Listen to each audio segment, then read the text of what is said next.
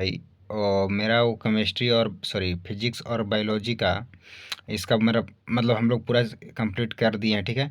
और अब हम केमिस्ट्री का इसका मतलब कि जो बचा हुआ है क्वेश्चन वो हम लोग पूरा करने वाले हैं, ठीक है। तो यहाँ देखिए भाई हम लोग ये पूरा कर चुके थे कहाँ तक, प्रकृति प्रकृति में पृथ्वी पर ऊर्जा का मुख्य स्रोत क्या है भाई। तो हम लोग सूर्य कर दिए थे। उसके बाद चलिए नेक्स्ट क्वेश्चन की ओर बढ़ते हैं भाई। यहाँ से हम लोग का स्टार्ट है, ठीक है। केमिस्ट्री हम लोग का 27 नंबर क्वेश्चन से स्टार्ट है। तो निम्नलिखित में जल का अर्थ होता है, जल का अर्थ बाबू होता है हाइड्रो, ठीक है। किसका क्या होता है, हाइड्रो होता है, क्या होता है, हाइड्रो होता है। चलिए नेक्स्ट क्वेश्चन की ओर बढ़ते हैं। क्वेश्चन नंबर 28 बोल रहा है बाबू, क्या बोल रहा है, निम्नलिखित निम्नलिखित में कौन सा युग में एकल विस्थापन अभिक्रिया प्रदर्शित करता है बाबू। तो एकल स्थापन एकल विस्थापन अभिक्रिया और एक द्वि विस्थापन अभिक्रिया होता है, ठीक है। जिसमें क्या होता है कि एकल विस्थापन अभिक्रिया में क्या होता है कि जैसे मान लीजिए चलिए AgNO3 हो गया और एक कॉपर धातु हो गया, ठीक है। इन लोग दोनों अभिक्रिया करके क्या करेगा कि जो ज़्यादा क्रियाशील होगा वो कम क्रियाशील धातु को क्या करेगा, विस्थापित कर देगा। तो इसमें जो कॉपर धातु है Ag धातु को क्या करेगा, विस्थापित कर देगा। इसी को बोलते हैं कि एक धातु जो है दूसरे धातु को क्या करता है, विस्थापित कर देता है। यानी कि अधिक क्रियाशील धातु कम क्रियाशील धातु को क्या कर देता है, वो विस्थापित कर देता है। उसी प्रकार से क्या हो जाएगा, ऑप्शन डी आपका क्या हो जाएगा, राइट आंसर हो जाएगा। इसमें सोडियम से ज़्यादा कॉपर क्रियाशील क्या नहीं है, ठीक है। और यहाँ पर भी कॉपर ज़्यादा मैग्नीशियम से क्या है, क्रियाशील नहीं। यहाँ पे क्या हो जाएगा, AgNO3 क्या हो जाएगा ऑप्शन। AgNO3 से जो बिलियन है जो क्या है, कॉपर धातु क्या है, ज़्यादा क्रियाशील है, तो उसको क्या कर देगा, विस्थापित कर देगा, ठीक है। चलिए आइए 29 नंबर क्वेश्चन बोल रहा है कि साग सब्जियों को विघटित होकर कंपोस्ट बनना किस प्रकार की किस अभिक्रिया का उदाहरण, ठीक है। वो बोल रहा है कि किस किस अभिक्रिया का उदाहरण है।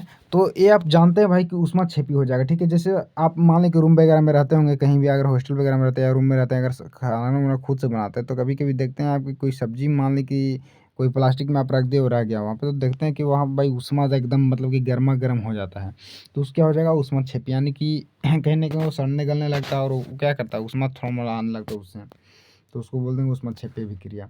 निम्न में कौन ऑक्सीकरण की क्रिया नहीं है बाबू। दहन दहन में ऑक्सीजन की बाबू आवश्यकता होती है, ठीक है, तो ऑक्सीकरण हो जाएगा। श्वसन में भी ऑक्सीजन की आवश्यकता होती है, तो श्वसन में क्या हो जाएगा, ऑक्सीकरण हो जाएगा। भोजन के पचने में भी ऑक्सीजन की आवश्यकता होती है। अब छेपन में ऑक्सीजन की अभिक्रिया नहीं होती तो क्या हो जाएगा, ऑप्शन डी इज करेक्ट हो जाएगा, ठीक है। नेक्स्ट क्वेश्चन की ओर बढ़ते हैं भाई। तो अगला प्रश्न हम लोग का क्या है, 31 नंबर, कि ग्लूकोज का रासायनिक सूत्र क्या होता है। अरे भाई क्या पूछ दिया भाई, C6H12O6 से हमारा क्या हो जाएगा, ऑप्शन सी इज करेक्ट हो जाएगा, ठीक है। और चीनी का भी याद रखिएगा भाई, चीनी का क्या होता है, C11H22 और नहीं C12H22 और O11 होता है, ठीक है। C12H22O11 होता है, ठीक है, किसका, चीनी का होता है, ठीक है, शुगर का होता है। चलिए नेक्स्ट क्वेश्चन की ओर बढ़ते हैं भाई। बोल रहा है यहाँ पे क्या कि निम्नलिखित में समीकरण को संतुलित नहीं है। तो देखिए यहाँ पे 2 हाइड्रोजन है, यहाँ पर भी भाई 2 हाइड्रोजन है, 2 ऑक्सीजन है, यहाँ पे 2 ऑक्सीजन है। पहला सही है, मतलब कि सही है, आंसर नहीं है, गलत पूछ रहा है वहाँ पे, पहला सही है। फिर यहाँ पे 2KCl, यानी कि यहाँ पे भी 2KCl है।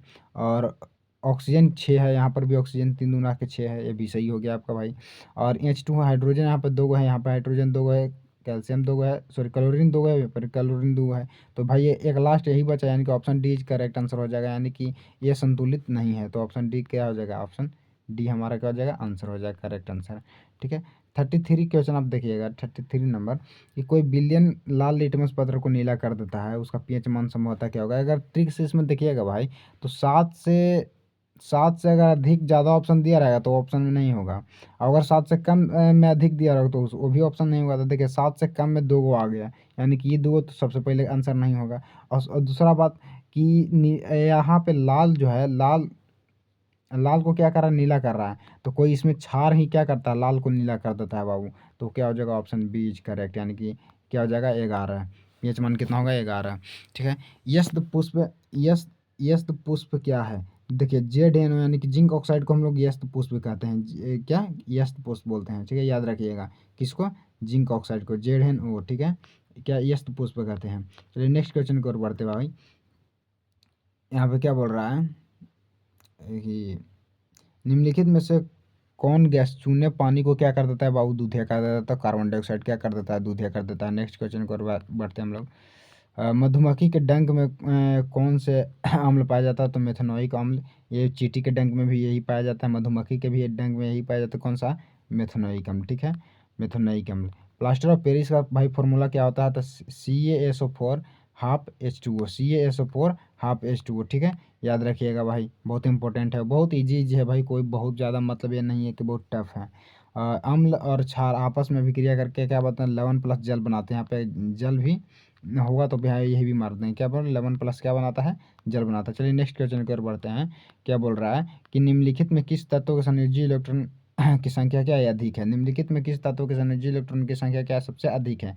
तो सिलिकॉन का 14 होता है, तो 14 का भाई वैलेंस इलेक्ट्रॉन निकालेंगे तो क्या हो जाएगा, 2, 8 और अंतिम में 4 बचेगा, ठीक है। एल्यूमिनियम 13, इसका 3 बचेगा।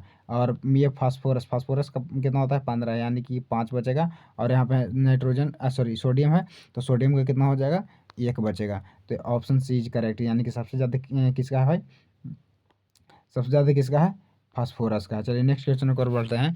क्वेश्चन नंबर 40 बोल रहा है कि क्यूपराइट निम्नलिखित में किस धातु का ऑक्साइड है भाई।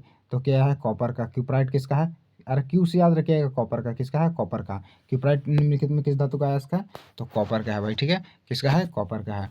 नेक्स्ट क्वेश्चन को बढ़ते हैं भाई। क्वेश्चन नंबर बोल रहा है हमारा 41 कि ऑक्सीजन का संयोजकता होते रहे भाई, क्या पूछ रहा है, ऑक्सीजन क्या, वो 8, ठीक इस प्रकार से होता है, तो 2, 6 और फिर क्या लास्ट में बचेगा कि क्या करते हैं, 8 में से 6 को घटा देते हैं तो कितना बच जाता है, 2। हमारा क्या हो जाएगा, 2 आंसर हो जाएगा, ठीक है। कितना हो जाएगा, वैलेंस इलेक्ट्रॉन ऑक्सीजन के कितना होगा, वैलेंसी कितना हो जाएगा, 2 हो जाएगा। याद रखिएगा भाई मेरे, बहुत इंपॉर्टेंट है। गंधक की परमाणु संख्या, यानी गंधक किसको बोलते हैं, सल्फर को। किसको बोलते हैं, सल्फर को। सल्फर को गंधक बोलते हैं। तो यानी कि सल्फर यानी कि एस क्या हो जाएगा, 16, कहाँ पे भाई, सी में। Option C is correct. गंधक किसको बोलते हैं, सल्फर को, याद रखिएगा। फिर इसके बाद क्या बोल रहा है कि अभिक्रियाशील समूह CO, यानी कि इसको क्या बोलते हैं, CO को क्या बोलते हैं बाबू, कार्बोनिल समूह। क्या बोलते हैं, कार्बोनिल समूह, याद रखिएगा। किसको क्या बोलते हैं, कार्बोनिल समूह। OH रहेगा तो क्या बोल देंगे, अल्कोहल समूह बोल देंगे। एल्डिहाइड में CHO रहेगा, CHO में एल्डिहाइड हो जाएगा। ईथर के लिए भाई, ईथर के लिए O हो जाएगा, ठीक है, याद रखिएगा। ये सब क्या होता है, क्रियाशील समूह होता है। क्या होता है, क्रियाशील समूह होता है। फंक्शनल ग्रुप जिसको हम लोग बोलते हैं। वेल्डिंग में किस गैस का उपयोग किया जाता है बाबू, तो क्या बोल रहा है कि वेल्डिंग में किस गैस का उपयोग किया जाता है, तो एथिन, सॉरी एथिन नहीं, सॉरी सॉरी, वेल्डिंग में किस गैस का, 1 मिनट, वेल्डिंग में किस गैस का उपयोग किया जाता है, तो एथाइन का किया जाता है। किसका किया जाता है, एथाइन का, याद रखें, किसका, एथाइन का, एथाइन का। कार्बन आवर्त सारणी में कार्बन आवर्त सारणी वर्ग का कौन सा सदस्य है, 14वां। देखिएगा आप पीरियोडिक टेबल में कुछ इस प्रकार से रहेगा, डबल यहाँ पे रहता है, उसके बाद यहाँ पे आपका ट्रांजिशन एलिमेंट आ जाता है कि D ब्लॉक यहाँ पे आ जाता है, उसके बाद P ब्लॉक में यहाँ पे आपको आ जाएगा कार्बन, जो कि 14th ग्रुप में रहता है, क्या, कार्बन, ठीक है। चलिए नेक्स्ट क्वेश्चन की ओर बढ़ते हैं। नेक्स्ट क्वेश्चन में क्या बोल रहा है भाई हमारा कि, सॉरी, एथाइन में कार्बन कार्बन परमाणुओं के बीच सहसंयोजक बंधन होता है, तो कितना होता है भाई, कार्बन में एथाइन बोल रहा था, एथाइन कार्बन में ट्रिपल बॉन्ड होता है, कितना क्या होता है, एथेन में रहता है, एथेन अगर मान के रहता तो 1, एथीन रहता तो 2, एथाइन है तो 3 हो जाएगा। एथाइन तो कितना हो जाएगा, 3। ऑप्शन सी इज करेक्ट हो जाएगा, ठीक है।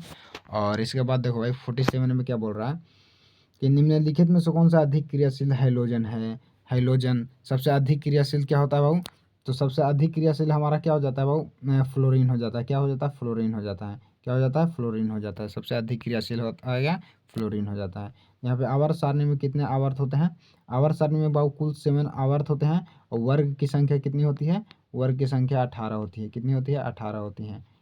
वर्ग की संख्या 18 होती है, याद रखिएगा। यहाँ पे बोल रहा है कि पोटेशियम की परमाणु संख्या 19 है, तो इसकी संयोजकता क्या होगी, तो 2, 8, 10 हो गया बाबू। फिर से क्या हो जाएगा, 8 हो जाएगा, 18, और यहाँ पे 1 आ जाएगा। क्या आ जाएगा, 1। ऑप्शन ए इज करेक्ट हो जाएगा, 1 हो जाएगा, ठीक है। अब चलिए जाइए 50 नंबर क्वेश्चन बोल रहा है, आधुनिक आवर्त सारणी में ऊर्ध्वाधर स्तंभों की संख्या कितनी है।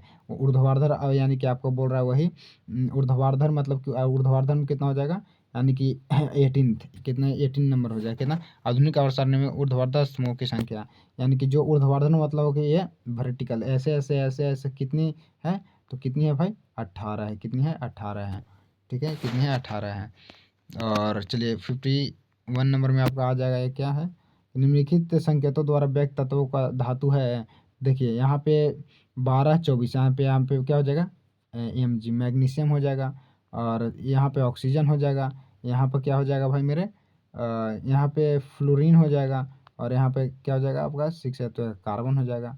ठीक है, क्या हो जाएगा, कार्बन हो जाएगा। तो ऑप्शन इसका क्या हो जाएगा, करेक्ट ऑप्शन क्या हो जाएगा हमारा, बी। ठीक है, तो चलिए भाई यहाँ पे 52 नंबर क्वेश्चन, निम्नांकित में वनों का आधारित उद्योग है कागज उद्योग, टिम्बर उद्योग या लद्दाख लाख उद्योग, इनमें से सभी। तो क्या हो जाएगा भाई आपका कागज उद्योग, जो कि वनों से यानी कि हम लोग को वृक्षों से प्राप्त होता है। ठीक है, 53 नंबर क्वेश्चन में आइए। सिंचाई के लिए क्या हो, सिंचाई के लिए पौधों की ठीक जड़ों के समय जल पहुंचाने के तकनीक को कहते हैं वो टपकन सिंचाई। कौन सा सिंचाई, टपकन सिंचाई। ठीक है, इसको ड्रिप इरिगेशन कहते हैं। उत्तराखंड में चिपको आंदोलन किस वर्ष आरंभ हुआ था, तो 1973 में। यहीं पे हमारा समाप्त हो जाता है। इसके बाद हमको भाई बायोलॉजी स्टार्ट हो जाता है, जो कि हम आपको फर्स्ट वीडियो में डाल दिए हैं, कवक कैसा भाई पोषण की विधि है, तो मितजीवी है। ठीक है, तो भाई यहाँ पे हम अपना वीडियो को एंड करते हैं। तब तक के लिए भाई जय हिंद, मस्त रहिए, एकदम पढ़ते रहिए। फिर से एक दो बार और वीडियो को देख लीजिए, अगर समझ में ना आया तो, मतलब कि रट जाना है पूरी तरह से। ठीक है भाई, जय हिंद।